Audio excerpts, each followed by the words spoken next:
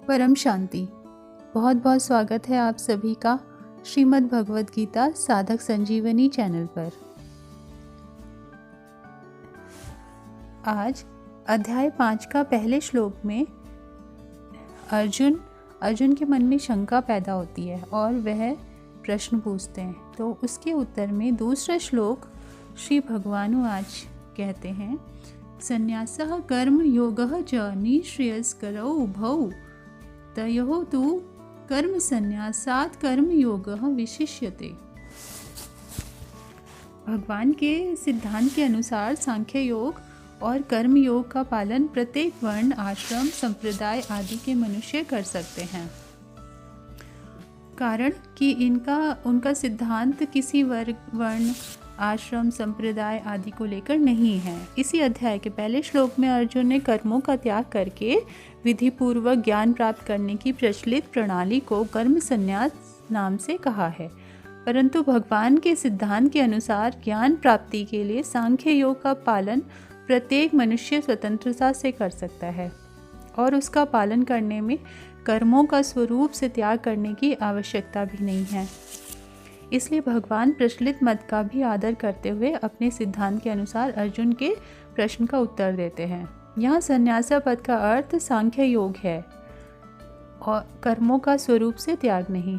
अब यहाँ पे हमें ये समझना पड़ेगा कि सांख्य योग की जहाँ भी वर्णन आया है, सांख्य योग और ज्ञान योग की जहाँ पे भी बात आई है, तो वहाँ वो ज्ञान आत्मा से संबंधित ज्ञान है।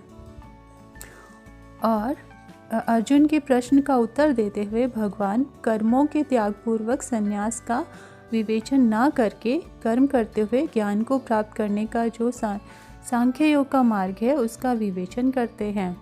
उस सांख्य योग के द्वारा मनुष्य प्रत्येक वर्ण, आश्रम, संप्रदाय आदि में रहते हुए प्रत्येक परिस्थिति में स्वतंत्रता पूर्वक ज्ञान प्राप्त कर सकता है, अर्थात अपना कल्याण कर सकता है। सांख्य योग की साधना में विवेक विचार की मुख्यता रहती है।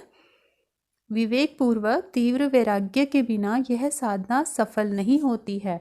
इसके लिए तीव्र वैराग्य चाहिए कि हमें ये संसार से वो मनुष्य जो बहुत दुखी हो जाता है या उसको संसार के सब जो चीज़ें हैं वो सब नाशवान वस्तु दिखाई देते हैं, तो उसको एक तीव्र वैराग्य आ जाता है। या उसने एक बहुत भोग लिया है, जिस तरह से हम एक एग्जांपल लेंगे तो बुद्धा जी का, तो वो अपना राजपाट छोड़ के जब गए थे तो उन्होंने सब कुछ, मतलब उनके पास सब कुछ था फिर भी उन्होंने छोड़ा, तो एक तीव्र वैराग्य था उनके पास।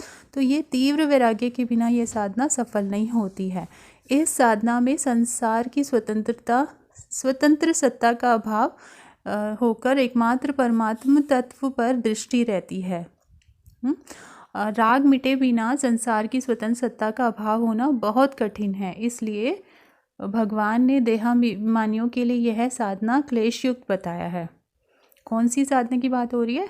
ये हो रही है सांख्य योग की बात, कि ये साधना जो है आत्मा पे, क्योंकि यहाँ पे इस तरह ये जो साधना की जाती है वो आत्म तत्व में स्थित होकर परमात्म तत्व पर और उनमें योग लगाया जाता है परमात्मा में।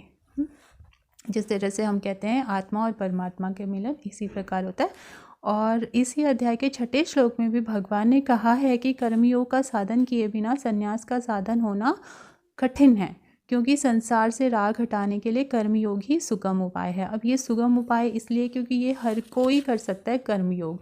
अब कर्मयोग कैसे करना है उसके लिए आगे बताते हैं। मानव मात्र में कर्म करने का राग अनादिकाल से चला आ रहा है, क्योंकि मनुष्य काम करता ही है, कोई भी कार्य कर रहा है, चाहे वो सोच भी रहा है तो वो भी एक कार्य है जिसे मिटाने के लिए कर्म करना आवश्यक है। परंतु वे कर्म किस भाव और उद्देश्य से कैसे किए जाएं कि करने का राग सर्वथा मिट जाए, उस कर्तव्य कर्म को करने की कला को कर्मयोग कहते हैं।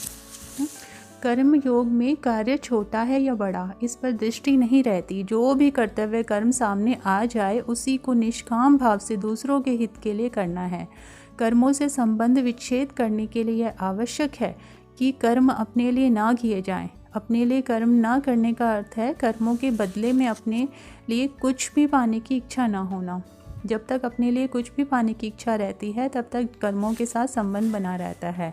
अर्जुन का ये प्रश्न था कि सांख्य योग और कर्म योग इन दोनों साधनों में कौन सा साधन निश्चयपूर्वक कल्याण करने वाला है। तो उत्तर में श्री भगवान कहते हैं कि हे अर्जुन, ये दोनों ही साधन निश्चयपूर्वक कल्याण करने वाले हैं, क्योंकि भगवान ने हर मार्ग में किसी तरह भी कोई भी आता है किसी भी मार्ग के द्वारा आता है तो वो कम से कम भक्ति हो या कोई ज्ञान हो या कोई कर्म मार्ग हो तो उस तरह से आता है। तो ये है भगवान का कि कम से कम इस मार्ग में तो आया है, तो कारण कि दोनों के द्वारा एक ही समता की प्राप्ति होती है। इस अध्याय के 4-5वें श्लोक में भी भगवान ने इसी बात की पुष्टि की है। 13वें अध्याय के 24वें श्लोक में भी भगवान ने सांख्य योग और कर्म योग दोनों से परमात्मा तत्व का अनुभव होने की बात कही है। इसलिए ये दोनों ही परमात्मा प्राप्ति के स्वतंत्र साधन हैं। एक ही सांख्य योग के दो भेद हैं। जो एक सांख्य योग 2 प्रकार से किया जाता है, जिसमें कर्मों का स्वरूप से त्याग है। यह वीडियो नेक्स्ट पार्ट में कंटिन्यू रहेगा। तब तक के लिए आपका दिन शुभ हो। परम शांति।